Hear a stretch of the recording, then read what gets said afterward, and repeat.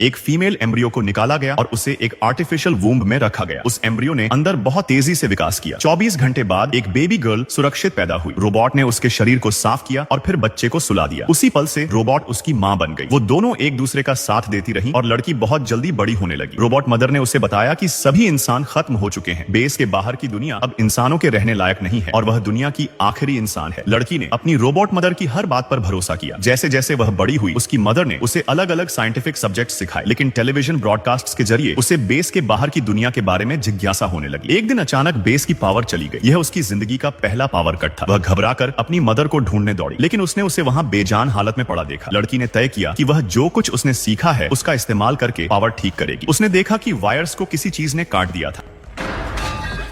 डर के बावजूद उसने हिम्मत की और नीचे देखा। उसने जल्दी से एक जार और थोड़ा फूड लिया और एक साधारण ट्रैप बनाया। उसने मौका देखकर वायर्स ठीक किए और फिर इंतजार करने लगी कि कोई चारा ले। एक छोटा चूहा फंस गया। उसके अलावा देखा गया पहला जीवित प्राणी था। लड़की उसे देखकर हैरान और आकर्षित हो गई। उसी समय बेस की पावर वापस आ गई। लड़की अपनी खोज अपनी मदर को बताने दौड़ी, लेकिन वह चौंक गई। उसकी मदर ने तुरंत उस चूहे को जलाने की भट्टी में फेंक दिया। लड़की पूरी तरह कंफ्यूजन थी। वह चूहा इस बात का सबूत था कि बाहर की दुनिया अब भी रहने लायक है। फिर भी उसकी मदर उसे लगातार चेतावनी देती रही कि बाहर की दुनिया कितनी डेंजरस है। उसी पल से लड़की के मन में डाउट्स और गहरे हो गए। एक दिन जब उसकी मदर अपनी बैटरी चार्ज कर रही थी, लड़की चुपचाप बेस के मेन गेट तक पहुंच गई। उसने प्रोटेक्टिव क्लोथिंग पहन ली और बाहर जाकर सच्चाई जानने के लिए तैयार हो गई। लेकिन जैसे ही वह बाहर कदम रखने वाली थी, दरवाजे के पीछे से अचानक घबराई हुई खटखटाने की आवाज आने लगी। जब उसने पूछा कि बाहर क्या हो रहा है,